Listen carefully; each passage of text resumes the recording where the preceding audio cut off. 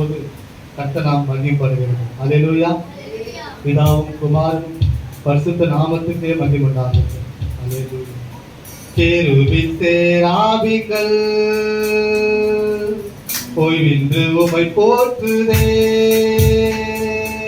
பூலோகத்தில் சபையெல்லாம் ஓய்வின்று உம்மை போற்றிட. கேருபீன் சேராபீன்கள் ஓய்வின்று உம்மை போற்றிடே. பூலோகத்தில் சபையெல்லாம்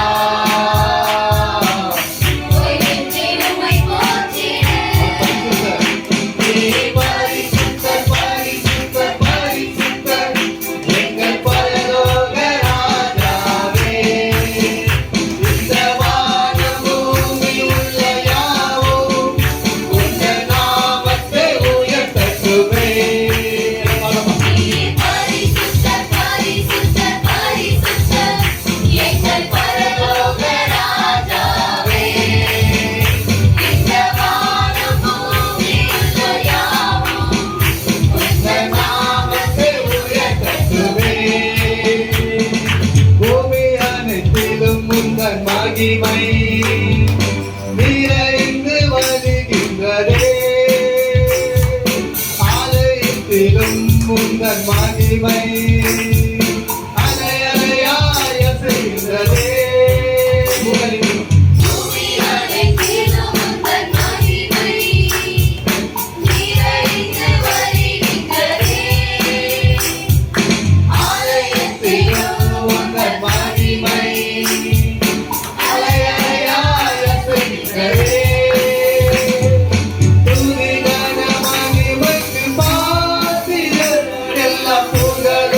Oh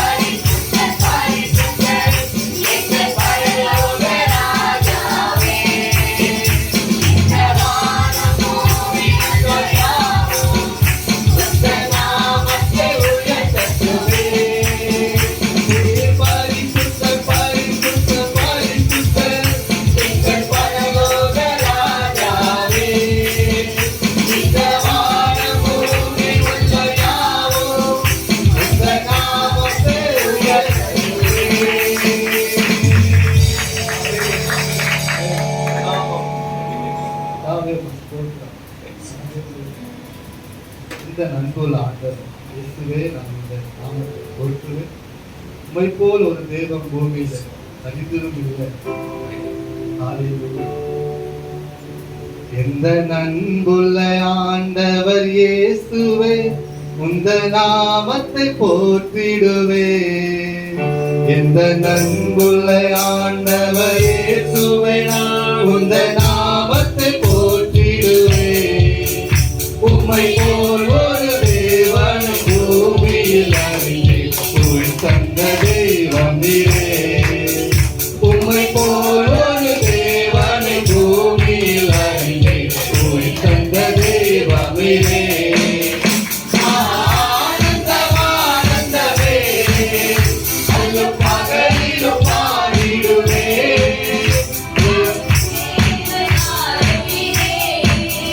இயேசுவே இந்த நாளுயிரே. இந்த நாளுள்ள ஆண்டவர் இயேசுவே, இந்த நாமத்தை போற்றிடுவே. உம்மை போல் ஒரு தேவனை பூமியில் தந்த தெய்வம் நீரே. உம்மை போல் ஒரு தேவனை பூமியில் தந்த தெய்வம் நீரே. ஆனந்தமானந்தமே அல்லும் பகலிலும் பாடிடுவே. இயேசுவே இந்த நாளுயிரே. இயேசுவே இந்த நாளுயிரே. தாயும் தந்தையும் ஆனவரே, மற்றும் எல்லாம் எனக்கு நீரே. தாயும் தந்தையும் ஆனவரே, மற்றும் எல்லாம் எனக்கு நீரே. வானபூமியும் யாவுமே மாறினது, தாங்கள் மாறாதவரே. வானபூமியும் யாவுமே மாறினது, தாங்கள் மாறாதவரே. ஆனந்தமானந்தமே அல்லும் பகலிலும் பாடிடுவே. ஆனந்தமானந்தமே அல்லும் பகலிலும் பாடிடுவே. இயேசுவே இந்த நாளுயிரே. இயேசுவே இந்த நாளுயிரே. உயரான தலத்தில் என்னை வைத்தவரே, உந்த நாமத்தை நம்பிடுவே. உயரடைக்கலத்தில் என்னை வைத்தவரே, உந்தன் நாமத்தை நம்பிடுவே. உம்மை அல்லாத பூமியில் யாரையும் நம்பேன். உயிருள்ள தெய்வம் நீரே. உம்மை அல்லாது பூமியில் யாரையும் நம்பேன். உயிருள்ள தெய்வம் நீரே. ஆனந்தமானந்தமே அல்லும் பகலிலும் பாடிடுவே. ஆனந்தமானந்தமே அல்லும் பகலிலும் பாடிடுவே. இயேசுவே இந்த நாளுயிரே. இயேசுவே இந்த நாளுயிரே. ஹalleluya.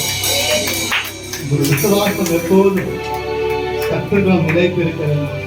எத்தனை தடைகளும், எத்தனை கஷ்டங்களும், எத்தனை பாடுகள் நம் கிறிஸ்துவின் வாழ்க்கையில வழியில் நடக்கும் போது வருகிற எல்லாம் பொல்லாத கிரியைகளுக்கு நாம் பயப்படாதபடிக்கு நம் விசுவாசத்தோடு கர்த்தரை நோக்கி நாம் பார்த்து நடப்போம். கர்த்தர் நம்ம இந்த நாட்களில் நம்மள ஒவ்வொரு பேரும் பலப்படுத்துகிற தேவனா இருக்கிறார். ஹalleluya. பிதாவும் பரிசுத்த ஆவியானவரும் கர்த்தராகிய இயேசு கிறிஸ்து நம்மளோடு கூட இருந்து கர்த்தருடைய பிள்ளைகள் ஒவ்வொரு பேரும் பலப்படுத்துகிற வல்லவரா இருக்கிறார். ஹalleluya. நம் விசுவாசத்தோடு நம்ம ஆண்டவர் சமூகத்தில் ஒப்பு கொடுத்து நம்ம பலவீனத்தெல்லாம் கர்த்தர் எடுத்து போட்டு நம்ம கர்த்தர் பலத்தினால் நிரப்பி விசுவாசத்தில நம்பிக்கையில வசனத்தால் நிரப்பும்படிக்கு நாம் ஆண்டவர் சமூகத்தில் ஒப்பு கொடுப்போம்.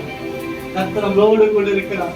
கர்த்தர் நம்ம ஒவ்வொரு நாளும் பலப்படுத்துவார். கர்த்தர் நம்மளோடு கூட இருந்து நடத்துகிற தேவனா இருக்கிறார். உங்களை ஒவ்வொருத்தரும் நம்மளுக்கு கர்த்தர் பாதுகாத்து ஒரு வல்லமின் கருத்துல வரைந்து கொண்டு இருக்கிறார். நம் தொடர்ந்து நம்ம அவர் என்ன செய்யணும், ஒவ்வொரு நாள் அவர் பாடி துதிக்கவும், அவர் சமூகத்தை அதிகமாக நம் ஜெபத்துல ஒப்பு கொடுப்போம், வசனத்துக்கு அதிகமாக நம்ம ஒப்பு கொடுக்கும் போது கர்த்தர் வரும் நாட்கள் நம்ம காப்பாற்றப்படும். அல்லேலூயா. வசனம் சொல்லுங்கள், இழுத்திருந்து ஜெபம் பண்ணுங்கள், ஜெபம் பண்ணி இழுத்திருங்கள் என்று வேதம் சொல்லப்படுகிறது. காலம் கடைசி காலமா இருக்கிறது. கர்த்தர் மிக சீக்கிரமாக வரப்போகிறார். அவர் வருகிற அடையாளங்கள் நடந்து கொண்டிருக்கிறது. ராஜ்யத்துக்கு விரோதமா ராஜ்யம், மனிதருக்கு விரோதம் மனிதரை எழுப்பி கொண்டிருக்கிறார். கர்த்தருடைய பிள்ளைகள் நாம் உணர்ந்து நடப்போம். எப்படி நோவாவின் காலத்தில் ஜனங்கள் உணர்வில்லாமல் அழிந்து போனது போல இந்த கடைசி நாட்களில் கர்த்தருடைய பிள்ளைகள் உணர்வில்லாமல் இருப்பார்கள். ஆனால் தேவன் சமூகத்துல நாம் அதிகமாக நாம் தேடும் போது கர்த்தர் எல்லா நோய்க்கும் எல்லா கிரிகளுக்கு விலக்கி நம்ம காப்பாற்ற வல்லவராக இருக்கிறார். கர்த்தர் உங்களை ஆசீர்வதிப்பாராக. இயேசு கிறிஸ்துவின் நாமத்தில் ஜெபம் கேட்கிற நல்ல பிதாவே. எல்லாம் நல்லதான இருக்கீங்க.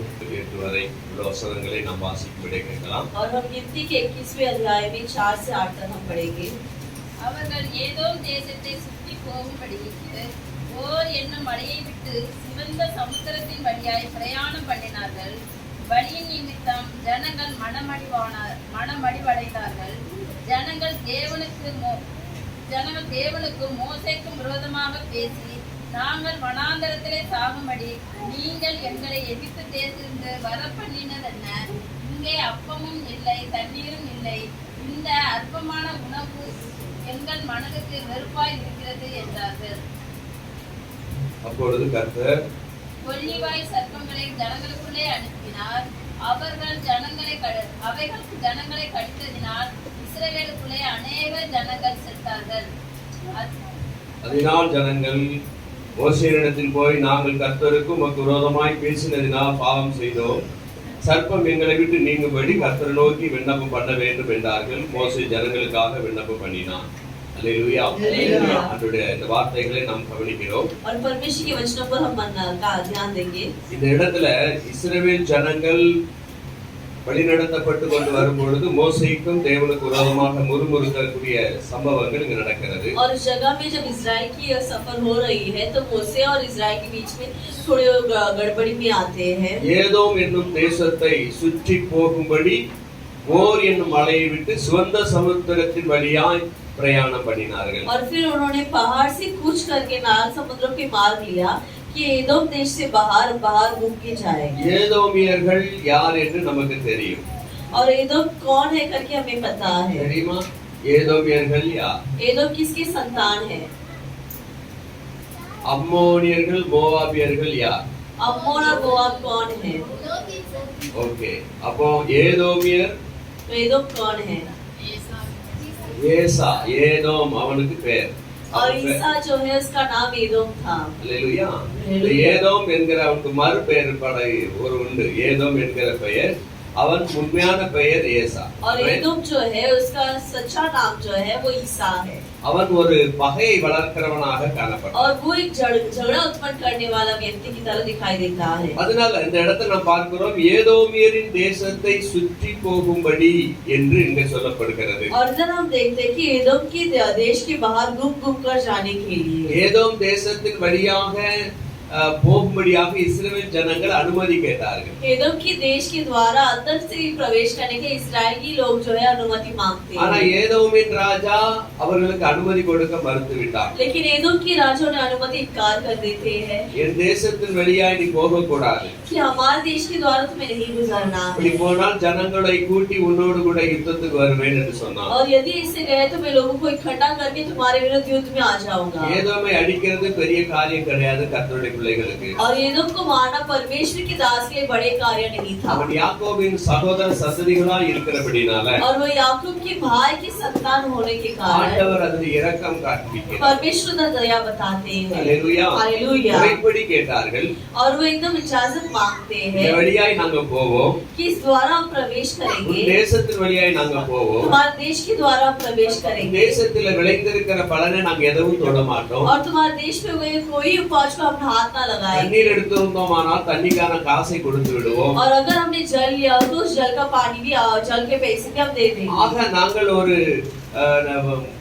பாதுகாப்பான, அதாவது எந்த தொந்தரவுகள் கொடுக்காதபடிக்கு நாங்க போவோம் என்றார்கள். और इससे तुम्हें कोई परेशानी ना देते हुए आराम से जाएंगे. ஏதோம் அதற்கு சம்மதிக்கவில்லை. और एदोम की लोग जो है उसकी अनुमति नहीं देते हैं. ஏன் சம்மதிக்கவில்லை? क्यों अनुमति नहीं देते हैं? பகை உணர்வு அவனுக்குள் காணப்பட்டது. क्योंकि उन पर एक झगड़ा दिखाई देती है। ஏசாவுக்கும் யாக்கோபுக்கும் பகை உண்டு. ईसा और याकूब में थोड़े झगड़ा है। ஏசா மூத்தவன், யாக்கோபு இளையவன். ईसा जो पहला पुत्र है, याकूब जो दूसरा पुत्र है। அவர் ரெண்டு பேத்துக்குள்ள ஒரு முரண்பாடு காணப்பட்டது. और उन दोनों में ही झगड़ा होते रहता है। அந்த குழந்தைகள் வயிற்றில் இருக்கும்போதே ரெபெக்காள் ஆண்டவரிடத்துல கேட்கிறார். जब वो बच्चे माँ की कोख में ही है तो उनकी माँ रेबेका जो है वो परमेश्वर से विनती करती है। எப்படி ரெண்டு பிள்ளையா இருந்தா இப்படி இருக்குமோ என்று கேட்கிறார். कैसे अगर दो बच्चे हैं तो कैसा होगा? கர்த்தர் சொல்லுகிற ரெண்டு பிள்ளை ஒன்றுக்கு முரண்பாடாய் இருப்பாங்க. और परमेश्वर कहते हैं दोनों एक से दूसरे लड़ते ही रहेंगे। மூத்தவன் இளையவனை சேவிப்பான். और पहलाता जो है वो दूसरे की सेवा करेगा। அப்படி சொன்னதை அவள் கேட்டு அவள் மனதில் வைத்துக் கொண்டார். और ऐसा जो कहा है उसे सुनकर वो अपने मन में बसाती है। யாக்கோபு தாயின் அரவணைப்பிலே வளர்கிறான். और याकूब जो दूसरा पुत्र है माँ की दिलासा, माँ के प्यार में बढ़ता है। ஏசா தகப்பனுடைய அன்பிலே இருக்கிறான். लेकिन ईसा जो पहलाता है वो पिता के प्यार में डूबता है। ஆகவே ஈசாவுடைய அந்த மரண நேரம் வரும் பொழுது, और जब ईसा का मृत्यु का समय आ जाता है, அவன் தன்னுடைய ஏசா என்கிற மூத்த மகனை அழைத்து அவனை ஆசீர்வதிக்க வேண்டும். ஆகவே நீ எனக்கு காட்டிலே போய் வேட்டையாடி எனக்கான மிருகத்தை பிடித்து கொண்டு வந்து எனக்கு சமைத்து கொடு, நான் அதை சாப்பிட்ட பிற்பாடு உன்னை ஆசீர்வதித்து உன்னை நான் என்னுடைய மித்திரை நான் துவங்குவேன் நான் சொல்லுகிறான். और पिता ईसाक अपने पुत्र ईसा को बुलाकर कहते कि अभी मेरे मृत्यु की समय आ गई है, तुम जाकर कोई ना कोई जानवर की शिकार करो और मुझे उसे पकाकर दीजिए ताकि मैं उसे खाकर मन भर के तुम्हें आशीर्वाद दूं। இதை யாக்கோபுடைய தாய் ரெபெக்காள் அந்த வார்த்தை கேட்கிறார். और ये उसकी पत्नी और याकूब की माँ जो है रेबेका उसे सुन लेती है। அவளுக்கு மூத்தவன் ஆசீர்வாதமாய் இருப்பதிலே அவருக்கு பிரியமில்லை. और उसे प्रिय नहीं था कि उसके पहलौता आशीर्वाद बने। ஏன் பிரியமில்லை? கர்த்தருடைய வார்த்தை அவளுக்கு இருந்தது. क्यों ऐसा था? क्योंकि परमेश्वर का वचन उसके मन में था। அதே மாதிரி அவன் நடந்து கொண்டான். और इसी प्रकार उसका बर्ताव भी हुआ करता था। தகப்பனுடைய உரிமையிலே இரண்டு பாகங்களை கொண்டவனாக இருக்கிறான் அவன். और पिता के हक में, पिता की धन दौलत में दो भाग लेने वाला यह हक श्रेष्ठ था। புத்திர பாகம் அவனுக்கு உரியது. और एक श्रेष्ठ पुत्र का भाग भी उसी का है। அது அவன் அலட்சியம் பண்ணுகிறான். लेकिन उसे वो तुच्छ मानता है। ஹalleluya. हालेलुया। நீங்க கவனிக்கிறீங்க நீங்க. और अंदर ध्यान देते हैं। அவன் யாக்கோபு கூழ் காய்ந்து கொண்டிருக்கிறான். और याकूब जो खीर बना रहे हैं।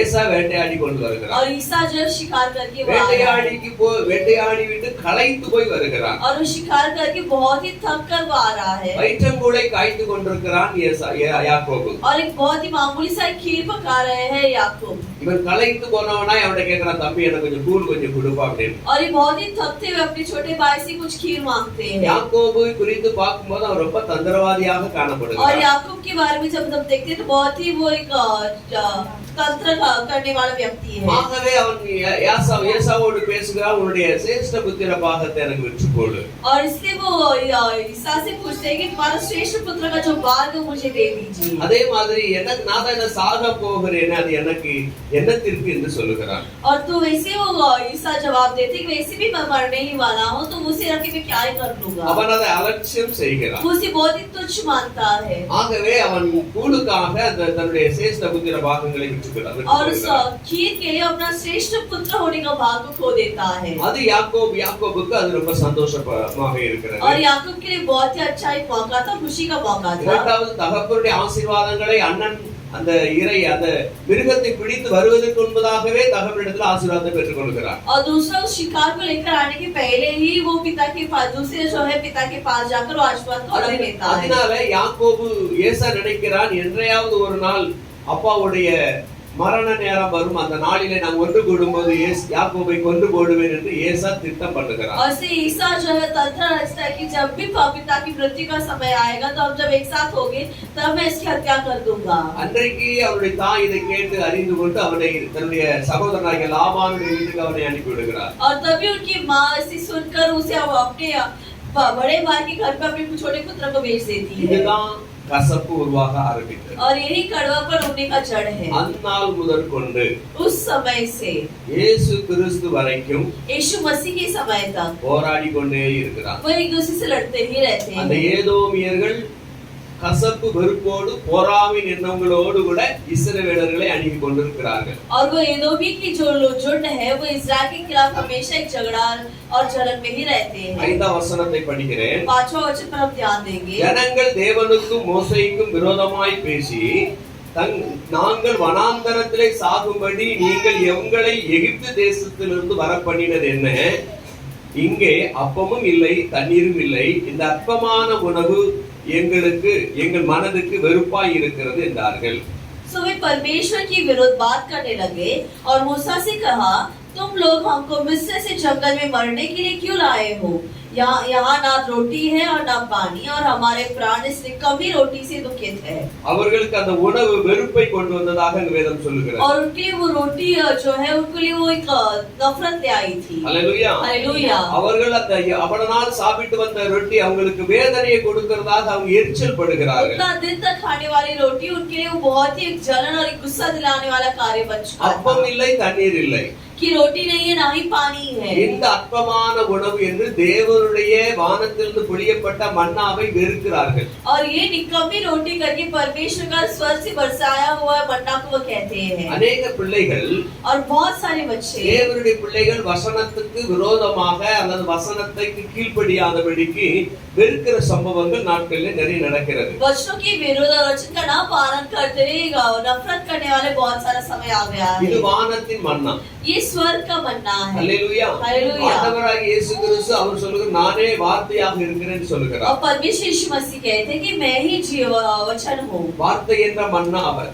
और वचन जो मन्ना वो मैं ही हूँ। இந்த வார்த்தை என்ற மன்னாவை நாம் அனுதினமும் உட்கொள்ள வேண்டும். और ये वचन का जो मन्ना है इसे हमें हर एक दिन खाना है। இதிலே சில நேரங்களிலே நமக்கு போர் அடிக்கிறது. इसमें कई समय हम पक जाते हैं। हालेलुया। हालेलुया। உலகத்தின் ஆசைகளிலே அவர்கள் மூழ்க நினைக்கிறார்கள். संसार की आशा में वो डूबना चाहते हैं। என்ன சொல்லுகிறது வசனம்? और वचन क्या कहता है? ஜனங்கள் தேவனுக்கும் மோசேக்கும் விரோதமாய் பேசி, कि लोग मूसा और परमेश्वर की विरोध बात करके தேவனுடைய ஊழியக்காரருக்கு விரோதமாக தேவனை பேசுகிறார்கள், தேவனுடைய ஊழியக்காரனுக்கு விரோதமாய் பேசுகிறார்கள். लोग जो है परमेश्वर की विरोध और परमेश्वर की दासों की विरोध बात करते हैं। நாங்கள் வனாந்தரத்திலே சாகும்படி நீங்கள் எங்களை எகிப்து தேசத்துக்கு வர பண்ணினது என்ன?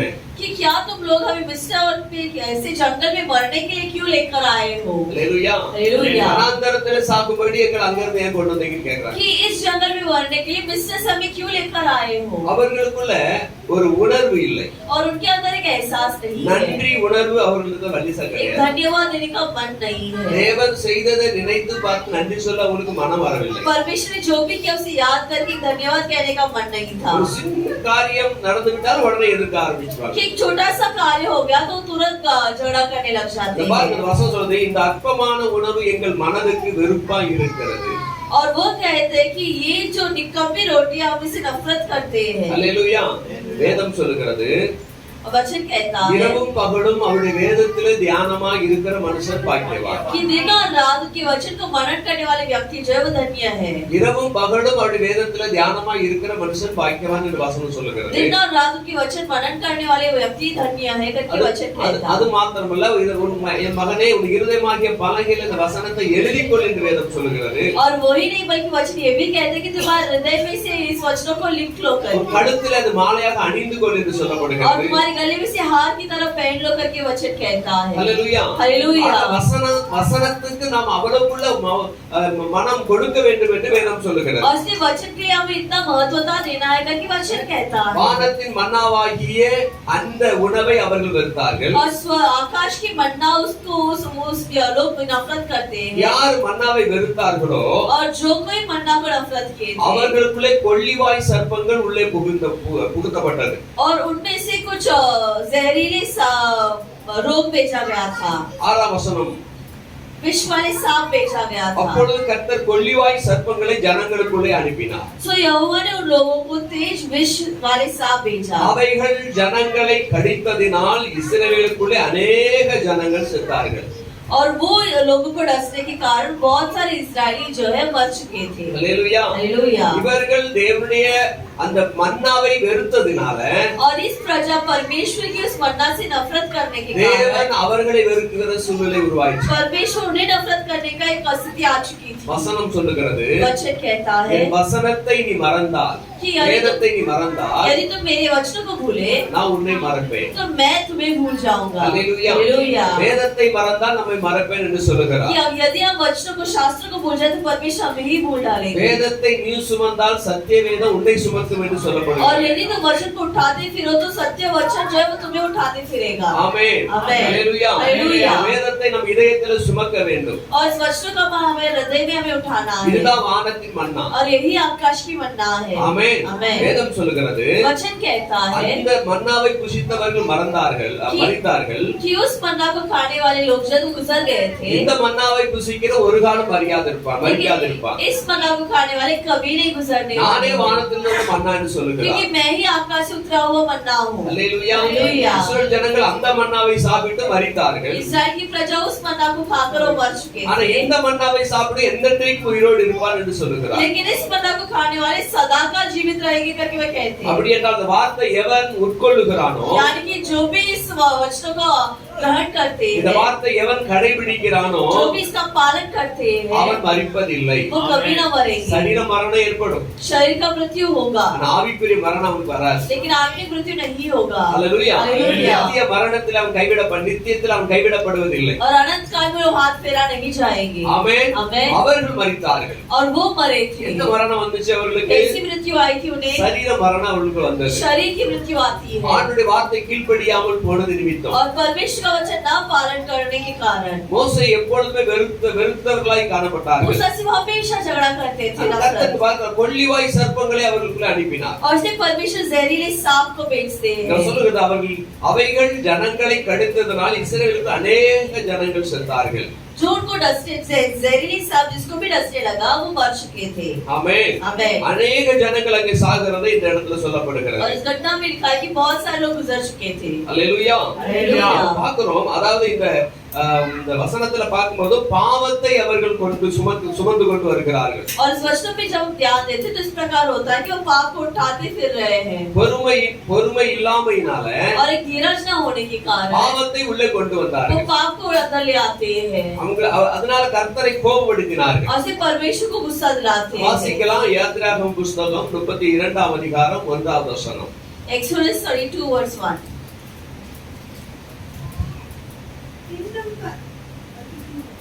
जब लोग ने देखा 32:1. कि मूसा को पर्वत से उतरने में विलंब हो रहा है, तब वे हारून के पास इकट्ठा होकर कहने लगे, अब हमारे लिए देवता बना जो हमारे आगे आगे चले, क्योंकि उस पुरुष मूसा जो हमें मिस्र देश से निकाला ले आया, हम नहीं जानते कि उसे क्या हुआ। பொறுமையின்மையினால இவர்கள் அந்த பாம்பினால கடிக்கப்படுகிற சம்பவங்கள் நடக்கிறது. और धीरज न होने के कारण ये सबसे डसे जाते हैं। இந்த இரண்டு அந்த சம்பவத்திலே பார்க்கும்போது பொறுமையின்மையின் காரணமாக और इधर की जो घटना हम पढ़ते धीरज न होने के कारण இவர்கள் வசனத்தை, அதாவது மோசே வர காலதாமதம் ஆன உடனே இவர்களை தங்களுக்கென்று சில தெய்வங்களை ஒரு தெய்வத்தை உண்டு பண்ணி கொள்கிறார்கள். और मूसा को आने में समय बीतने के कारण अपनी ही एक देवता बनाने लग जाते हैं। 32:1 சொல்ல மோசே மலையிலிருந்து இறங்கி வர தாமதிக்கிறது ஜனங்கள் கண்டபோது அவர்கள் ஆரோனிடத்தில் கூட்டம் கூடி அவனை நோக்கி, எகிப்து தேசத்திலிருந்து எங்களை அழைத்து கொண்டு வந்து அந்த மோசேக்கு என்ன சம்பவித்ததோ அறியும். ஆதலால் நீர் எழுந்து எங்களுக்கு முன் செல்லும் தெய்வங்களை எங்களுக்காக உண்டு கொண்டு என்றார்கள். ஆமென். அல்லேலூயா. இவர்கள் ஆரோனை நச்சரிக்க ஆரம்பித்து விட்டார்கள். और ये लोग जो है वो आरोन को परेशान करने लग जाते हैं। பொறுமை இல்லாமல் ஒரு வேதனையான சம்பவங்கள் நடக்கிறது. धीरज न होने के कारण वेदना की घटनाएं घटती है। हालेलुया। हालेलुया। மோசே 40 தேவனுடைய சமூகத்தில் போய் 40 நாள் ஆகிவிட்டது. और मूसा परमेश्वर की उपस्थिति में जाकर 40 दिन बीत चुका था। ஆனா கண்டிப்பா வருவார். लेकिन वो जरूर उतर कर आएंगे। ஆனா ஜனங்களுக்கு பொறுமையாக இருக்கிறதுக்கு முடியல. लेकिन लोग इंतजार नहीं कर पा रहे हैं। இந்த பொறுமை இல்லாம ஒரு சம்பவங்களை குறித்து நம்ம ஆபிரகாமுடைய வாழ்க்கையில குறித்து பார்க்கிறோம். और ये इंतजार न करने की वजह से क्या-क्या हुआ कि इब्राहिम की जिंदगी में भी हम नजरअंदाज कर सकते हैं। சாராளுடைய வாழ்க்கையில நாம் பார்க்கிறோம். सारा की जीवन में हम देखते हैं பொறுமை இல்லாதபடினால इंतजार न करने के ஆண்டவர் कारण சொன்ன வாக்குத்தத்தங்கள் படி நமக்கு நடக்கும் என்று அவள் விசுவாசியாதபடினால कि परमेश्वर का वादा वचन हम पर पूरा होगा करके न विश्वास करने के कारण குறுக்கு வழியை தேடுகிறார். वो एक गलत राह चुनती देती है। அதான் அடிமை பெண்ணை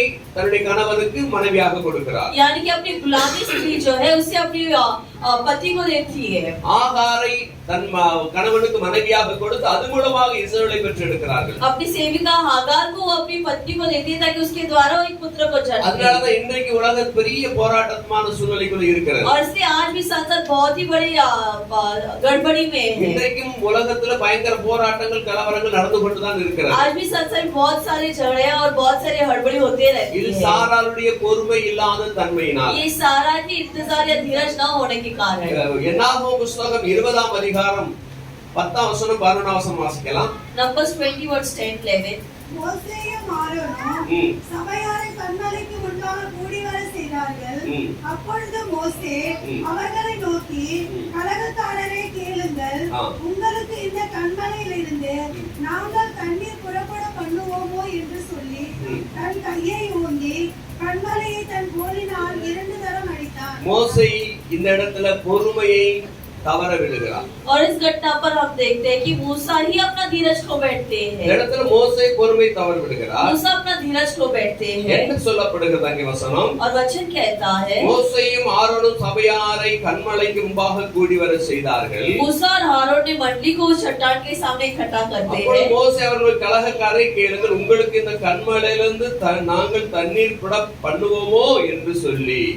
तब मूसा ने उनसे कहा, हे दंगा करने वाले सुनो, क्या हमको इस चट्टान में से तुम्हारे लिए जल निकालना होगा? அல்லேலூயா. हालेलुया। ஒரு கோபத்திலே சொல்லுகிறார். एक गुस्से से वो कहते हैं। ஏனென்றால் क्यों?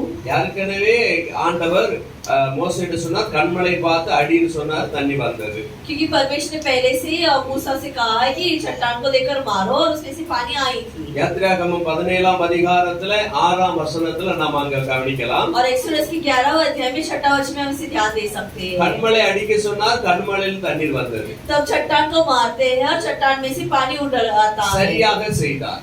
और वो सही रीति से करते हैं। ஆனா இஸ்ரேல் மக்கள் பண்ணின இந்த உபத்திரவத்தின் மத்தியில लेकिन इजराइल की प्रजा की इस परेशानी के कारण, கொடுத்த டார்ச்சர்கள் மூலமாக उनके बहुत ही दबोचने के कारण, உங்களுக்கு தண்ணீரா வேணும், क्या तुम्हें पानी चाहिए, உங்களுக்கு தண்ணீர் புறப்பட பண்ணணுமோ, क्या तुम्हें पानी उत्पन्न करके मैं दूं? இன்னும் கோபத்துல ஓங்கி ஆண்டவர் சொன்னா கண்மலை பார்த்து பேசு அப்படிங்கிறாரு.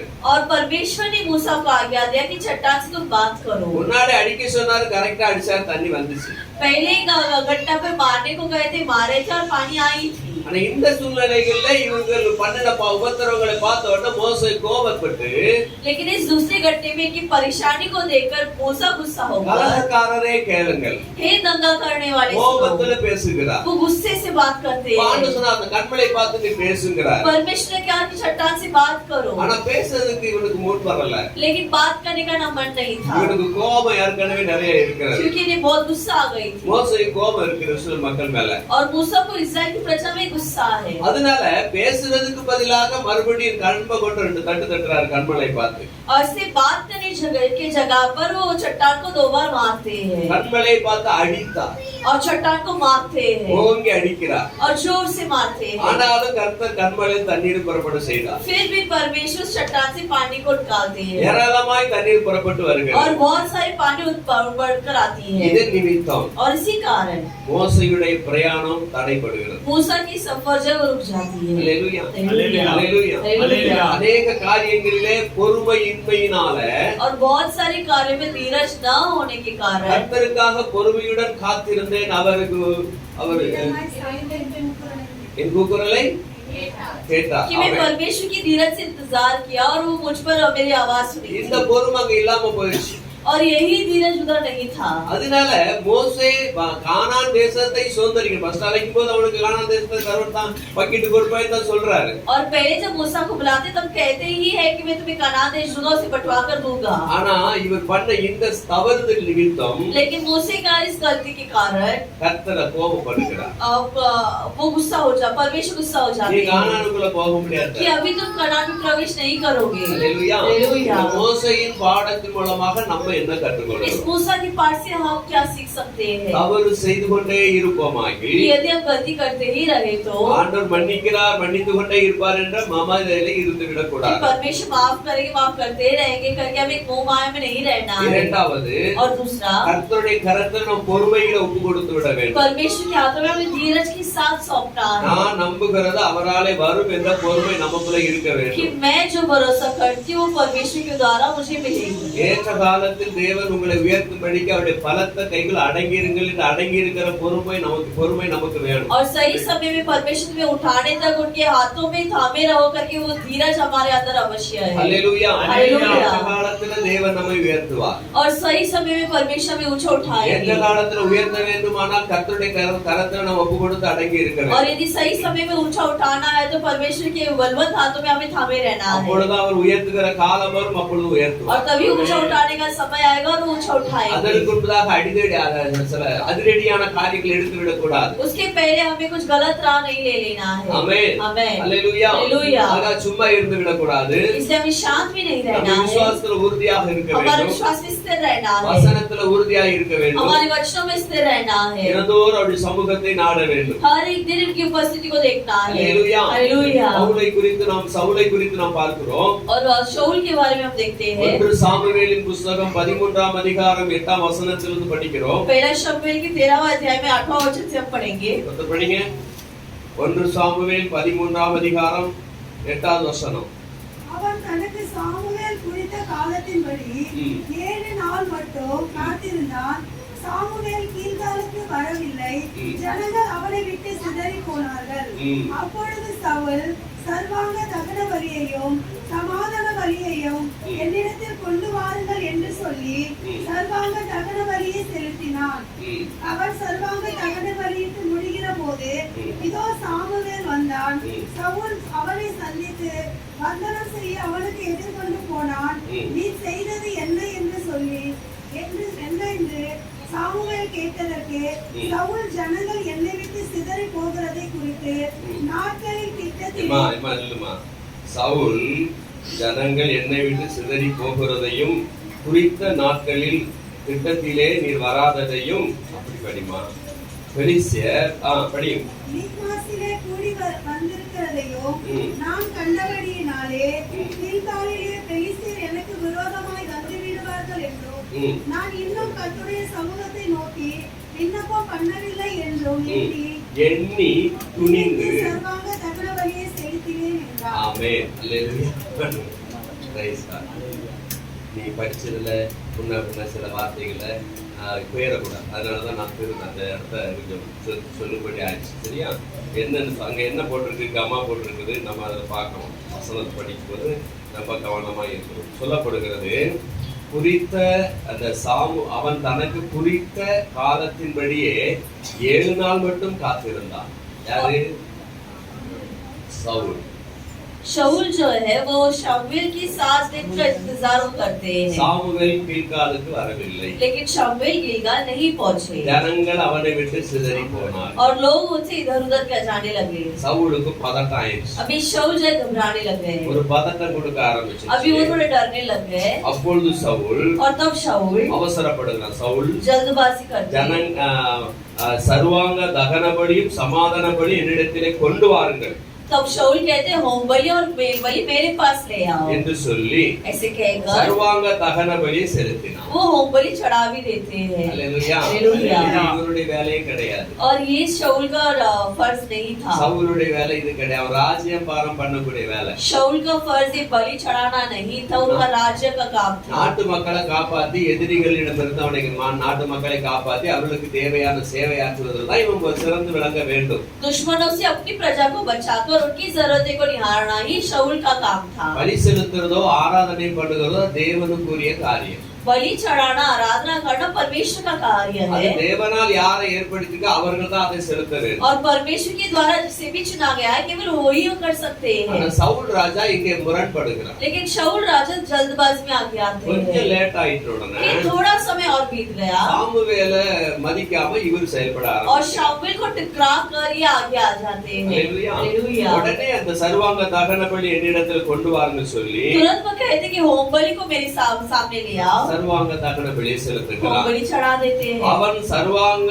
தகன பலியிட்டு முடிக்கிற போது और जब वो होमबलि चढ़ा ही चुके थे சாமுவேல் வந்தான். तो शमूएल आप पहुंचते हैं சவுல் அவனை சந்தித்து வந்தனம் செய்ய அவனுக்கு எதிர்கொண்டு போறான். और शाऊल से मिलने और नमस्कार करने के लिए आगे बढ़ते हैं। நீர் செய்தது என்ன என்று சாமுவேல் கேட்டதற்கு शमूएल ने पूछा तुमने क्या किया? சவுல் சொல்றான், ஜனங்கள் என்னை விட்டு சிதறி போகிறதையும் शाऊल ने कहा कि जब मैंने देखा लोग इधर उधर भाग रहे குறித்த நாட்களில் திட்டத்திலே நீர் வராததையும் और तुम ठहराए हुए दिन पर भीतर ना आने के कारण பெலிஸ்தர் மிக்மாசிலே கூடி வந்திருக்க நான் கண்டபடினாலே और फिलिस्ती मिक्माश में इकट्ठा होने के कारण பெலிஸ்தர் அத கில்காலிலே பெலிஸ்தர் எனக்கு விரோதமாய் வந்து விடுவார்கள் என்று நான் இன்னும் கர்த்தருடைய சமூகத்தை நோக்கி விண்ணப்பம் பண்ணவில்லை என்று எண்ணி துணிந்து सर्वांग दहन बलि सेलुत्तिनेन। तब मैंने सोचा कि फिलिस्ती गिलगाल में मुझ पर अभी आ पड़ेगी और मैंने यहोवा से विनती भी नहीं की, सो मैंने अपनी इच्छा न रहते हुए भी होम बलि चढ़ाया। सामुएल சொல்லுகிறார், शमूएल कहते हैं புத்தியீனமாய் செய்தீர் कि मूर्खता का कार्य है ये। எங்க வசனம் சொல்லுகிறது? वचन 13ஆம் வசனம் படிங்க। சாமுவேல் சவுலை பார்த்து புத்தியீனமாய் செய்தீர், புத்தியீனமாய் செய்து புத்தி இல்லாம செஞ்சிட்டீங்க। एक मूर्खता का काम। உம்முடைய தேவனாகிய கர்த்தர் உமக்கு விதித்த கட்டளையை கைக்கொள்ளாமல் போனீர்। ஆமென்। மற்றபடி கர்த்தர் இஸ்ரவேலின் மேல் உம்முடைய ராஜ்யபாரத்தை என்றென்றைக்கும் ஸ்திரப்படுத்துவார்। ஹalleluya। குறித்த அதாவது கர்த்தருடைய கட்டளையை கைக்கொள்ளாமல் போனீர்।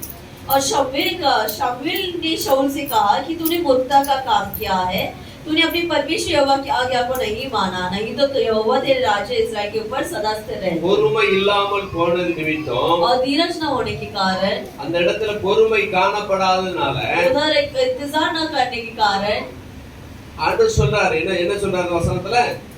ராஜ்யபாரம் ஸ்திரப்படுத்துவார்। ராஜ்யபாரம் ஸ்திரப்படுத்துவார், நிலை நிற்கார்। 14ஆம் வசனம் என்ன சொல்லப்படுகிறது? இப்போது உம்முடைய ராஜ்யபாரம் நிலை நிற்காது, கர்த்தர் தம்முடைய இருதயத்துக்கு ஏற்ற ஒரு மனுஷனை தமக்கு தேடுவார்। நிலை நிற்காது। அல்லேலூயா। परंतु अब तेरा राज्य बना न रहेगा। ஃபர்ஸ்ட் என்ன சொல்றாருன்னா, पहला क्या कहते கர்த்தர் हैं உமக்கு விதித்த கட்டளை கைக்கொள்ளாமல் போனீர், மற்றபடி கர்த்தர் இஸ்ரவேல் மேல் உம்முடைய ராஜ்யபாரத்தை இன்றைக்கு ஸ்திரப்படுத்துவார்। और कि परमेश्वर यहोवा की आज्ञा को नहीं माने, नहीं तो यहोवा तेरे राज्य इस्राएल के ऊपर सदा से रखते। அதாவது என்றைக்கும் என்று சொல்லப்படும்போது சவுல் ராஜா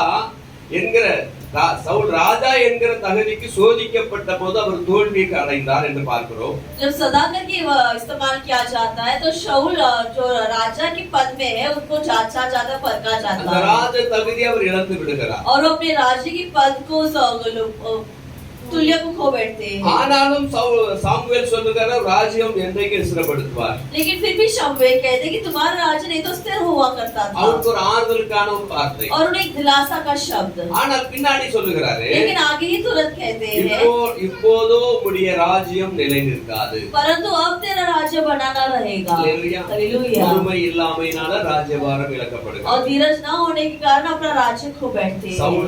சவுல் சரியாக கர்த்தருக்குள்ள இருந்திருப்பார் என்றால், और यदि शाऊल सही परमेश्वर के अंदर हुआ करते கர்த்தருடைய थे, வார்த்தைக்கு சரியாய் செவி கொடுத்து நடந்திருப்பார் यदि என்றால், सही से परमेश्वर के वचन पर कान लगाए அவருக்கு तो பின்னால அவருடைய மகன் ஜோனத்தான் வந்திருக்க வேண்டும்। शाऊल के बाद उनके पुत्र जोनातान को पद पर आना था, அப்புறம் ஜோனத்தானின் மகன் வந்திருக்க வேண்டும்। उसके बाद जोनातान के पुत्र को आना था। அல்லேலூயா। हालेलुया। இப்படி அவர் சந்ததிகளாக வந்திருக்க और इस வேண்டும்। प्रकार पीढ़ी से पीढ़ी संतान से संतान आना था। ஆனால் சவுல் ராஜா தன்னுடைய ராஜ்யத்திலே தவறை செய்துவிட்டு தன்னுடைய சந்ததிகளுக்கு துரோகம் இழைத்து விட்டார்। लेकिन शाऊल राजा अपने राज्य पर गड़बड़ी कर अपने संतान को वो धोखा दे दिए। அல்லேலூயா। हालेलुया। அதனால நான் சொல்றேன், அடிக்கடி நம்முடைய வழி கர்த்தருக்கு பிரியமா இருந்தால், और इसलिए मैं लगातार दोहराता हूँ कि यदि हमारा यहाँ परमेश्वर प्रिय हो तो தேவனுடைய பிள்ளைகளையும் கர்த்தரோடு கூட என்றென்றைக்கும் இருக்கும்படியாய் செய்வார்। परमेश्वर हमारे बच्चों को भी परमेश्वर के साथ हमेशा खड़ा करने की मदद அதனாலதான் करेगा। நம்ம கர்த்தருக்குள்ள நம்ம போடுற ஃபவுண்டேஷன் ரொம்ப ஸ்ட்ராங்கா இருக்கணும்। और सिर्फ परमेश्वर पे हम जो नींव लगाते हैं उस पर होना चाहिए। ஆண்டவர் சொல்லுகிறாரு, और परमेश्वर कहते நான் हैं சொல்லி இந்த வசனங்களை கேட்டு இவைகளின்படி செய்கிறவன் எவனோ அவன் கண்மலையின் மேல் தன் வீட்டை கட்டின புத்தியுள்ள மனுஷனுக்கு ஒப்பிடப்படுவான்। कि मेरे वचन सुनकर जो इसके अनुसार करते हैं वो चट्टान पर बांधे हुए घर के एक बुद्धिमान मनुष्य की तरह होगा। விசுவாசம் என்ற விசுவாசத்தை வைத்து கண்மலை மேல அந்த விசுவாசம் என்ற வீட்டை கண்மலை மேல கட்டணும். जो अपने विश्वास का घर को चट्टान के ऊपर बांधता है வேதம் சொல்லுது அந்த கண்மலை கிறிஸ்துவே. और वचन कहता है कि वो चट्टान मसीह है. ஆண்டவர் மேல விசுவாசம் என்ற வீட்டை கட்டினால் और यदि परमेश्वर पे हम वो विश्वास का घर बांधे तो சந்ததிகளாக கர்த்தர் கண்டிப்பா கரெக்டா வழி நடத்துவார். तो संतान करके परमेश्वर सही रीति से हमें चलाते जाएंगे. ஆமென். ஆமென். ஹalleluya. ஹalleluya. அடுத்து நாம் பார்க்கிறோம் இஸ்ரவேலர்களுக்கு பொறுமை இல்லாமனால கன்றுக்குட்டி உருவாக்கப்பட்டதாங்க.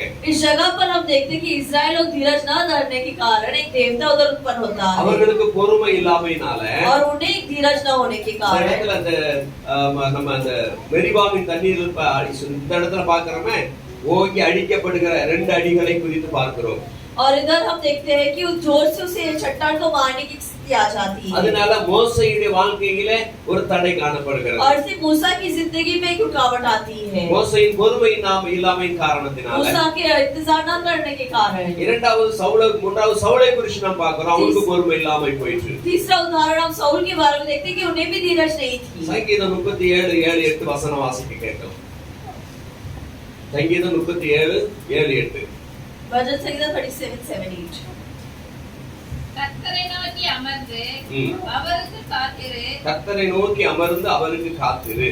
காரிய சித்தை உள்ளவன் மேலும் தீவினைகளை செய்கிற மனுஷன் மேலும் எரிச்சல் ஆகாதே. ஆமென். கோபத்தை நெகிழ்ந்து உக்கிரத்தை விட்டுவிடு. பொல்லாப்பு செய்ய ஏதுவான எரிச்சல் உனக்கு வேண்டாம். முதல்ல சொல்லப்படுகிற வசனம் கர்த்தரை நோக்கி அமர்ந்து அவருக்கு காத்திரு. அல்லேலூயா. यहोवा के सामने चुपचाप रहे और धीरज से उसका आसरा करो. கர்த்தரை நோக்கி அமர்ந்து காத்திரு. परमेश्वर यहोवा के सामने चुपचाप रहे और धीरज धरे. ஆண்டவர் பேசுகிற காரியம் நீ கர்த்தருக்காக பொறுமையுடன் காத்திரு. और वचन परमेश्वर बात करते हैं परमेश्वर में तुम धीरज रहना. அந்த காத்திருக்கிறதுனால நிறைய நன்மைகள் நமக்கு வரும். और ऐसे धीरज धरने के कारण बहुत सारी भलाई हम पर आएगी. நம்ம இந்த முதல்ல நாம் படித்த வசனத்தின் பிரகாரம் और पहला जो वचन हमने पढ़ा उसके अनुसार கொள்ளிவாய் சர்ப்பங்கள் அவர்களுக்குள்ளே வந்தது. परमेश्वर जहरीले सांप भेजते हैं. வசனத்துல வாசிக்கிறோம் கொள்ளிவாய் சர்ப்பம். और हम छठा वचन पे पढ़ते हैं என்னாகமம் 21ஆம் அதிகாரம் 8வது வசனத்தை வாசிக்கிறோம். नंबर्स 21 वर्स 8 पे हम पढ़ते हैं. அப்பொழுது கர்த்தர் மோசேயை நோக்கி நீ ஒரு கொள்ளிவாய் சர்ப்பத்தின் உருவத்தை செய்து அதை ஒரு கம்பத்தின் மேல் தூக்கி வை. கடிக்கப்பட்டவன் எவனோ அவன் அதை நோக்கி பார்த்தால் பிழைப்பான் என்றார். ஆமென். கொள்ளிவாய் சர்ப்பங்களை பண்ணி அது ஒரு வெண்கல சர்ப்பத்தை உருவாக்கி நீ ஒரு கோலிலே மாட்டி உயர தூக்கி பிடி. और यहोवा ने मूसा से कहा कि तेज में वाले सांप की प्रतिमा बनवाकर खंबे पर लटका. வனாந்தரத்திலே கடிக்கப்பட்ட கொள்ளிவாய் சர்ப்பத்தினால கடிக்கப்பட்ட ஜனங்கள் நிறைய பேர் இறந்தார்கள்.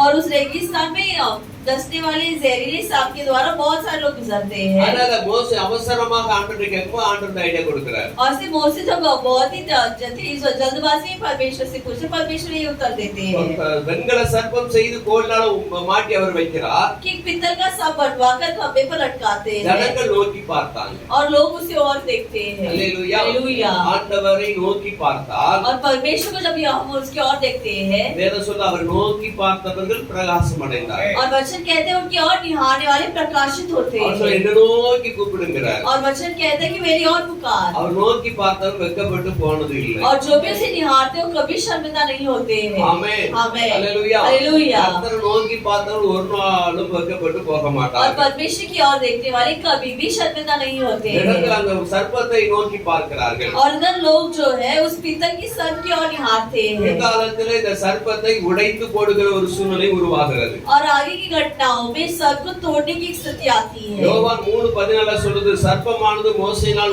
உயர்த்தப்பட்டது போல கிறிஸ்து உயர்த்தப்பட்டிருக்கிறார் என்று சொல்லி. और योना की तीसरा अध्याय 14 वचन में कहता है जिस प्रकार मूसा ने सर्प को उठाया था मसीह ही हमारे लिए उठे हैं. அல்லேலூயா. हालेलुया. இந்த 2 ராஜாக்கள் புத்தகம் 18ஆம் அதிகாரம் 4ஆம் வசனத்தை ஒருத்தர் வாசிக்கிறார். दूसरा राजा के 18वें अध्याय में 4वां वचन हम 2 पढ़ेंगे. ராஜாக்கள் 18:4.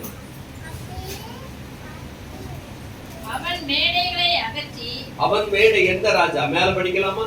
எந்த ராஜா? இஸ்ரவேலின் ராஜாவாகிய ஏலாவின் குமாரன் ஓசையாவின் 3ஆம் வருஷத்திலே ஆகாஸ் என்னும் யூதாவுடைய ராஜாவின் குமாரனாகிய எசேக்கியா ராஜாவானான். அவன் ராஜாவாகிற போது 25 வயதாக இருந்து எருசலேமிலே 29 வருஷம் அரசாண்டான். எசேக்கியா ராஜா செய்கிற காரியம்.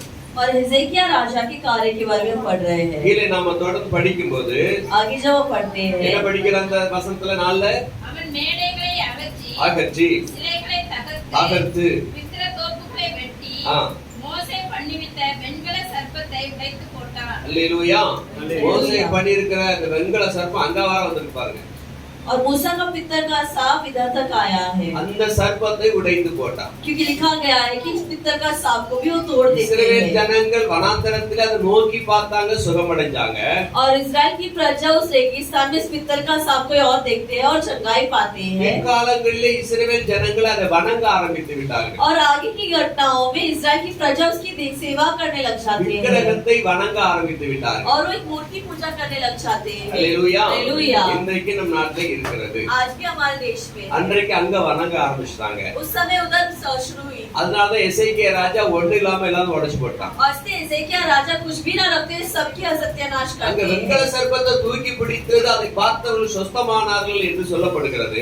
उस समय उस पित्तल की सांप की ओर दिखाने वाले सभी लोग चंगाई पाते हैं। அந்த நாட்களில் இந்த ஜனங்களுக்குள்ள சில முரட்டாட்டமான எண்ணங்கள் இருந்தது. और उस समय में लोगों में कुछ गड़बड़ी हुआ करता அவர் था, எப்பொழுதும் பார்வோனின் சிந்தனையை வைத்திருந்தார்கள். और वो हमेशा फिरौन की सोचे रखते थे। அந்த பார்வோனுக்கு தலைக்கு மேல ஒரு கிரீடம் வச்சிருப்பான், அந்த கிரீடத்துல ஒரு பாம்பு மாதிரி ஒண்ணு இருக்கும். और वो फिरौन जो है अपने सिर पर एक मुकुट पहने हुए रहते हैं और मुकुट के सामने एक सर्प हुआ ஆகவே करता இஸ்ரேல் था। மக்கள் அதை பார்த்து அதுக்கு ஒரு கடவுளாக நினைக்க ஆரம்பித்து और விட்டார்கள். इसलिए इजराइल प्रजा जो है इसे देखकर वो एक देव करके ही मान जाते அப்ப हैं, அவர்களுக்கு அந்த சிந்தை இருந்தபடினால और उन्हें ऐसा सोच होने के कारण இந்த இடத்துல இங்க பார்க்கிறோம், கடிபட்ட உடனே அந்த அதை நோக்கி பார்க்கும்படியாக வெண்கல சிற்ப சிலையை பண்ண சொல்றாரு. हम देखते हैं कि उसमें डसने के गिनती में डसने के कारण उस पित्तल के सांप को लेकर चंगाई पाते அது हैं। தெய்வம் அல்ல, वो परमेश्वर नहीं ஒரு கீழ்ப்படிதலை என்று சொல்லுகிறார். बल्कि पालन करने का इच्छित है, அல்லேலூயா. அல்லேலூயா। நோக்கி பார்க்கும்படியாக சொல்லுகிறார். और उसकी ओर निहारने के लिए परमेश्वर आज्ञा வெண்கல देते சர்ப்பம் हैं। இவங்களுக்கு சுகம் கொடுக்காது. वो सर्प जो है वो चंगाई नहीं देता, அல்லேலூயா. அல்லேலூயா। சுகம் கொடுக்கிறவர் தேவன். चंगाई देने वाले ஆனா परमेश्वर। வார்த்தைக்கு கீழ்ப்படுகிறார்களா என்று பார்க்கும்படியாகத்தான் இந்த வெண்கல சர்ப்பத்தை இங்க செய்கிறார். लेकिन क्या वचन का पालन करिए जांचने के लिए परमेश्वर पित्तर का सर्प बनाते हैं। பிற்காலத்துல தொடர்ந்து இங்க ராஜாக்களின் காலத்துல வரும் பொழுது लेकिन आगे के युगों में और राजाओं के युगों में जब देखते हैं எசேக்கியேல் அதை உடைத்து तो போடுகிறார். हिजकिय्याह जो है उसे तोड़ देते அது हैं, தேவனுக்கு பிரியமானது கிடையாது. क्योंकि परमेश्वर का प्रिय नहीं நம்ம है। யாரை நோக்கி பார்க்க வேண்டும்? हमें किसकी ओर निहारना है? கர்த்தராகிய அவர் ஆண்டவர் தான் நோக்கி பார்க்க வேண்டும். परमेश्वर यहोवा को ही हमें निहारना है। தாவீது அதை திட்ட தெளிவா சொல்லுகிறார். दाऊद बहुत ही अच्छी से बताते हैं எனக்கு ஒத்தாசை வரும் பர்வதங்களுக்கு நேரா என் கண்களை ஏறெடுப்பேங்கிறார். कि मेरी सहायता मिलने वाली पर्वत की ओर मैं निहारूंगा। ஆமென். ஆமென்। அவர் சொல்ல, உதவி வரும் கண்மலை அவரே. और वो कहते हैं कि सहायता मिलने वाली पर्वत वही है। எல்லா விதங்களிலும் நமக்கு உதவி செய்கிறவர் இயேசுவே. सारे रीतियों में हमारी मदद करने वाले यीशु அப்ப मसीह அவரை है। நோக்கி தான் பார்க்கணும்னு சொல்றாரு. तो उन्हीं की ओर हमें निहारना है। ஆமென். ஆமென்। சிலுவை தொங்கின இயேசுவை நோக்கி பாருங்கன்னு और சொல்றாரு. क्रूस पर लटकने वाले यीशु मसीह की ओर निहारो। அன்றைக்கு சர்ப்பத்தை பார்த்து பிழைத்தார்கள். उस दिन सर्प को देखकर वो जिंदा हुए थे। இன்றைக்கு சிலுவை நோக்கி பார்க்கிற ஒவ்வொருவரும் பிழைப்பான். आज क्रूस को निहारने वाले हर एक जो है वो जिंदा रहते हैं। ஆமென். ஆமென்। அல்லேலூயா. அல்லேலூயா। சிலுவை நோக்கி பார்த்தவர்கள் और क्रूस की ओर निहारने वाले கண்டிப்பாக பிழைப்பார்கள். जरूर वो जिंदा रहते சிலுவை हैं। நோக்கி பார்ப்பது என்பது அறிந்து கொள்வது. और क्रूस की ओर निहारना मतलब क्रूस का अर्थ जानना, அந்த சிலுவை குறித்து அறிந்து கொள்வது. क्रूस के बारे में गहराई अर्थ जानना। தொங்கினவர் யார்? उसमें लटकने वाले कौन थे? நம்முடைய பாவத்துக்காக, हमारे पापों के நம்முடைய लिए, அக்கிரமத்திற்காக, हमारे अपराधों के நம்முடைய लिए, மீறலுக்காக हमारी गलतियों के लिए அவர் அங்கே தொங்கினார். वो वहाँ लटके थे। ஆமென். ஆமென்। அல்லேலூயா. அல்லேலூயா। ஆகவே அந்த இயேசுவை சிலுவை நோக்கி பார்க்கும் பொழுது और इसे जब क्रूस की ओर निहारते हैं நம்முடைய பாவங்கள் तो மன்னிக்கப்படுகிறது. हमारे पाप क्षमा की जाती है। ஆமென் சொல்லலாமா? ஆமென்। இன்னைக்கு அவரை நோக்கி பார்க்கும்படியா தான் நாம் வந்திருக்கோம். आज उन्हीं की ओर निहारने के लिए हम आए हैं। ஆமென். அவரை நோக்கி பார்க்கும்படியா இந்த நேரத்துல நம்ம இருந்து நிற்கலாம். और उसकी ओर निहारने के लिए अपने समय खड़े हो जाएंगे। தாவீது ராஜா சொல்லுகிறது போல दाऊद राजा जिस प्रकार कहते உம்மை हैं, நோக்கி பார்க்கிறோம் तुम्हारी ஆண்டவரே. ओर हम देखते हैं प्रभु। ஒத்தாசை வரும் பர்வதம் நீங்க தான். सहायता मिलने वाली पर्वत आप எங்களுக்கு हो, உதவி வரும் கண்மலை நீங்க தான். हमें मदद मिलने वाली चट्टान भी आप ही हो। ஆமென். ஆமென்। எப்படி அந்த கண்மலை அடிக்கப்பட்டதோ, जिस प्रकार उस चट्टान को मारते हैं, கண்மலை எப்படி அடித்தார்களோ, जिस प्रकार चट्टान को वो मारते இயேசு हैं, நமக்காக அடிக்கப்பட்டார். यीशु हमारे मारे जाते हैं கண்மலையாகிய கிறிஸ்து நமக்காக और அடிக்கப்பட்டார். चट्टान मसीह हमारे लिए मारे जाते நமக்கு हैं சொல்லப்படுகிற கன்மலை கிறிஸ்து என்று और சொல்லப்படுகிறது. हमारे लिखा गया है कि वो चट्टान मसीह है மோசே அங்கு கன்மலை மெரிபாவிலே கன்மலை அடித்தான்.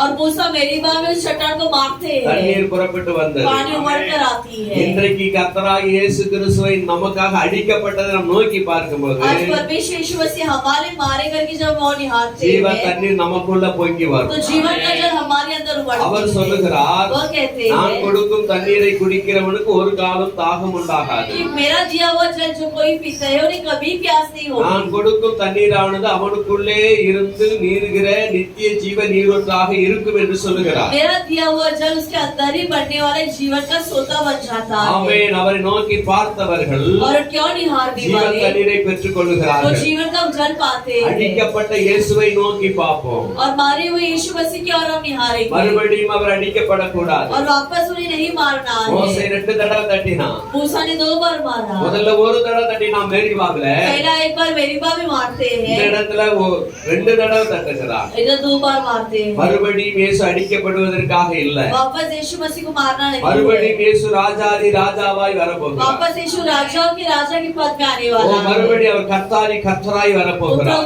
प्रभु के पद में आने वाले முதல் விசை हैं அடிக்கப்பட்ட வண்ணமாக மறுபடியும் அவர் அடிக்கப்படுகிற ஆட்டுக்குட்டியாக வரமாட்டார். एक बार जैसे मारे गए थे उसी प्रकार दूसरी बार मारने वाले भेड़ के समान नहीं அவர் आएंगे கர்த்தாதி கர்த்தா ராஜாதி ராஜா. वो प्रभुओं का प्रभु राजाओं का அவர் சர்வ राजा है வல்லமையுள்ள புரிந்தனவராய் वो வரப்போகிறார். सर्व सामर्थ से भरकर आने वाले हैं அவருக்காக காத்திருக்கிறவர்கள் ஒவ்வொருவரையும் தம் தனக்குள் சேர்த்துக் கொள்ள வரப்போகிறார். और उनके इंतजार करने वाले हर एक को अपने साथ लेकर जाने के आने वाले இயேசு हैं கிறிஸ்துவை நோக்கி பார்த்தவர்கள் ஒவ்வொரு வெட்கப்படாதபடி அவர் அழைத்துக் கொள்ள மீண்டும் அவர் வரப்போகிறார். यीशु मसीह की ओर निहारने वाले कोई भी शर्मिंदा ना होते उन्हें जानने के लिए परमेश्वर वापस आने वाले हैं ஆண்டவருடைய சமூகத்தின் நன்றிகளை ஏறெடுப்போம். परमेश्वर की उपस्थिति में धन्यवाद देंगे எங்களுக்காக அடிக்கப்பட்ட கர்த்தாவேன்னு சொல்லுங்க. कि हमारे मरे गए पिता இயேசு கிறிஸ்துடைய சரீரம் ஒரே தரம் பலியிடப்பட்டதினாலே यीशु मसीह का शरीर एक ही बार बलि चढ़ाने के அந்த कारण சித்தத்தின்படி நாம் பரிசுத்தமாக்கப்பட்டிருக்கிறோம். उस इच्छा के द्वारा हम पवित्र बने हैं ஆமென் சொல்லலாமா? ஆமென். அவருடைய சித்தத்தின்படி நாம் उनकी பரிசுத்தமாக்கப்பட்டிருக்கிறோம். इच्छा के द्वारा हम पवित्र बने हैं ஏனெனில் பரிசுத்தமாக்கப்படுகிறவர்களை क्योंकि जो कोई पवित्र होते हैं ஒரே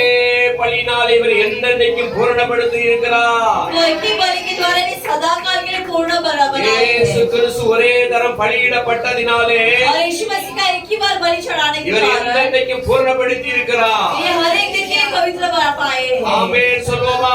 ஆமென். அல்லேலூயா அல்லேலூயா. அல்லேலூயா. அல்லேலூயா. இங்கே ரெண்டு தடவை அடிக்கப்பட்டதினாலே उधर 2 बार मारने के कारण கானானுக்குள்ள போக முடியல. वो कनान में प्रवेश नहीं कर पाए ஒரே தரம் அடிக்கப்பட்டது. एक ही बार मारे ஒரு गए தரம் அடிக்கப்பட்ட போது एक ही बार जब मारते இயேசு हैं கிறிஸ்து ஒரு தரம் அடிக்கப்பட்டார். यीशु मसीह एक बार मारते हैं மீண்டும் அடிக்கப்பட வரவில்லை அவர். वापस मार खाने नहीं மீண்டும் மீண்டும் வரும்போது ராஜாதி ராஜாவா लेकिन வரப்போகிறார். जब वो आएंगे तो राजाओं के राजा के पद அவரை में நோக்கி பார்ப்போம். उनकी ओर हम देखेंगे ஆமென். அவரை நோக்கி பார்ப்போம். उनकी ओर हम நம்முடைய देखेंगे தேவைகள் எல்லாம் அவர் அறிந்திருக்கிறார். हमारी सारी जरूरत वो जानते நம்முடைய हैं எண்ணங்கள் எல்லாம் அறிந்திருக்கிற हमारी கர்த்தர். सारी सोच जानते हैं பலவீனங்கள் எல்லாம் அறிந்திருக்கிற தேவன். हमारी सारी बलवीनता சுகம் जानते हैं வேண்டுவர்களுக்கு சுகம் கொடுக்கிற தேவன். और जिन्हें चंगाई चाहिए उन्हें चंगाई देते விடுதலை हैं வேண்டுவர்களுக்கு விடுதலை கொடுக்கிற जिन्हें தேவன். छुटकारा चाहिए उन्हें छुटकारा देते வேதம் हैं சொல்லுகிறது, वचन कहता ஓ है அவர் நம்முடைய மீறுதல் நிமித்தம் காயப்பட்டார், कि वो हमारे अपराध के कारण நம்முடைய घायल हुआ அக்கிரமங்கள் நிமித்தம் நொறுக்கப்பட்டார். हमारे अधर्म के कारण कुचलाया நமக்கு गया சமாதானம் உண்டு பண்ணும் ஆக்கினை அவர் மேல் வந்தது.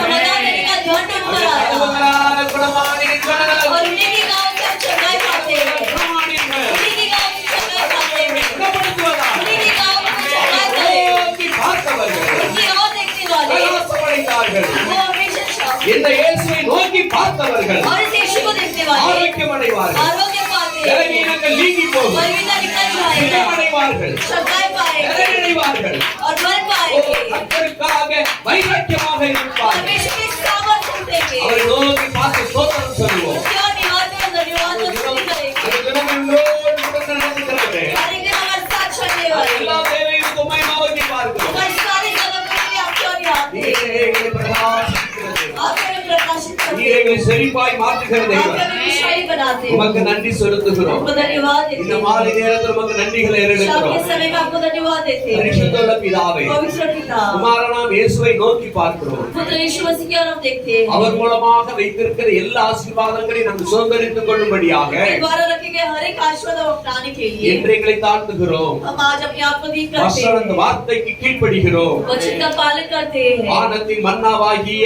இயேசுவை நாங்கள் உட்கொண்டே இருக்கிறோம் और ஆண்டவரே. आकाश की मन्ना यीशु मसीह को हम हर एक दिन खा रहे हैं। வார்த்தை என்ற இந்த மன்னாவை நாங்கள் ஒவ்வொரு நாளும் சாப்பிட்டுக் கொண்டே இருக்கிறோம். वचन का इस मन्ना को हम हर एक दिन मनन कर खा रहे हैं। ஆகவே நீர் எங்களை பலப்படுத்துவீராக. उसके परमेश्वर आप हमें बल दीजिए। உமக்காக பரிசுத்த ஜீவிதம் தொடர்ந்து செய்யும்படியாய் आपके पवित्र जीवन लगातार जीने के உம்முடைய लिए வருகை வரும் வரைக்கும் और आपके आगमन आने எந்த तक நாசமோச தீங்குகள் எங்களை அணுகாதபடிக்கு, कोई भी आने यहाँ पर हमला ना करते हुए, எந்த பாவம் எங்களை நெருங்காதபடிக்கு कोई भी काम पर हमला ना करते हुए வேலையடைத்து காத்துக்கொள்வீராக. आप हमें आपकी सीमा में रखकर सुरक्षा சமாதானத்தின் करो। சந்தோஷத்தால் அப்படி பிள்ளைகள் நிரப்புவீராக. समाधान के आनंद से आपके बच्चों को भरे। உமக்கு நன்றி தகப்பனே. आपको धन्यवाद இப்படி पिता செய்கிறதுக்காக நன்றி. और आप ऐसे ही करने के लिए धन्यवाद। பொழுது கூட ஹாஸ்பிடல் அட்மிட்டா இருக்கிற சுபிதாவுக்காக நாங்கள் ஜெபிக்கிறோம். अभी भी अस्पताल में एडमिट होने वाली बहन सुविधा जी की हम प्रार्थना करते हैं। கர்த்தருடைய கரம் அந்த மகளை தொடுவதாக. और परमेश्वर का हाथ बहन को छुए, கர்த்தருடைய கரம் அந்த மகளை தொடுவதாக. परमेश्वर का हाथ बहन को छुए। என்னென்ன சரீரத்துல பலகீனங்கள் இருக்கிறதோ எல்லாம் நீக்கி போட்டு சுகம் கொடுத்து ஆசீர்வதிப்பீராக. शरीर में जो भी बलवीनता सब में चौकाई देकर आप आशीष कीजिए। சீக்கிரமா அந்த மகள் சுகம் பெற்று வீடு திரும்ப தேவன் அனுக்கிரகம் செய்வடியா ஜெபிக்கிறோம். जल्द से चौकाई पाकर घर लौटने के परमेश्वर का अनुग्रह உடைய कीजिए। தலம்புள்ள கரம் அந்த மகளை தொடுவதாக. आपके गांव का हाथ बहन को छुए, தொட்டு சுகமாக்குவீராக. छूकर चौका करो। நன்றி தகப்பனே. धन्यवाद पिता। இப்படி செய்கிறக்காய் நன்றி. और आप ऐसे करने के लिए எங்க धन्यवाद। மத்தியில இருக்க சகோதர பழனிக்காக நாங்கள் ஜெபிக்கிறோம். हमारे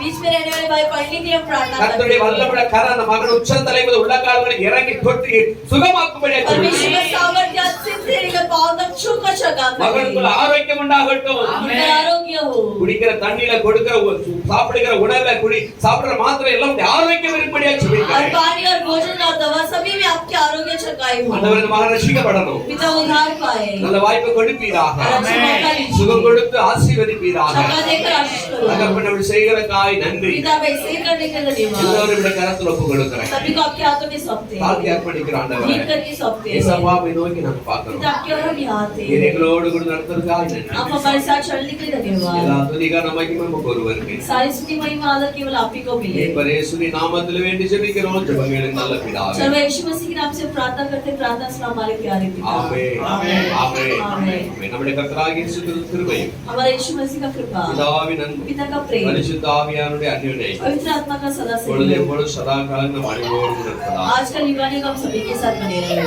ஆமென். ஆமென். அல்லேலூயா. அல்லேலூயா. அல்லேலூயா.